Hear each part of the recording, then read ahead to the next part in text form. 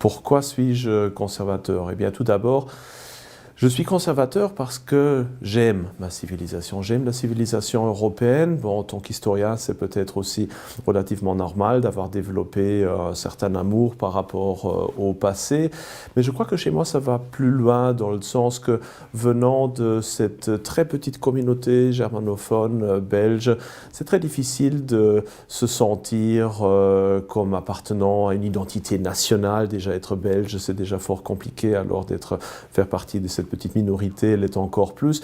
Donc automatiquement, on se réfère très rapidement à une identité européenne commune.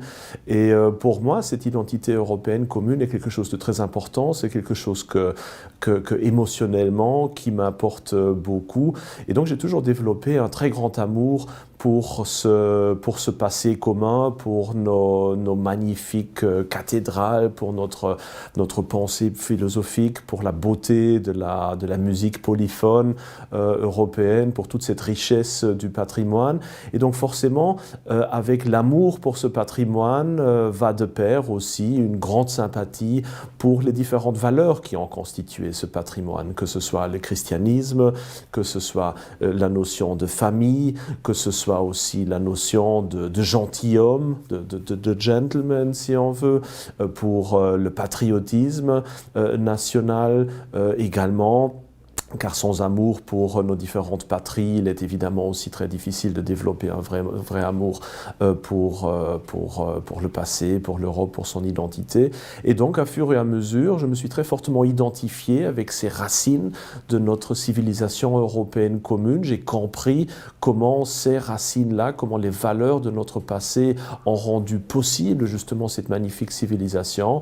Je me suis épris d'amour, si on veut dire, aussi pour ce patrimoine, et donc je me sens conservateur parce que je veux lutter pour la survie de ce patrimoine. Je veux non seulement le recevoir comme quelque chose qui me vient de mes ancêtres, je veux aussi pouvoir le passer à mes enfants, à des générations futures. Donc je veux conserver justement ce bien qui nous a été légué, que je considère comme faisant partie aussi de mon héritage personnel. Je veux que mes enfants, un jour, puissent se sentir faire part aussi de cette civilisation européenne commune. Et donc, je veux défendre bec et ongle tout ce qui reste encore de notre identité pour justement que de futures générations puissent aussi bénéficier de toute cette magnifique beauté que nous avons construite durant ces derniers siècles.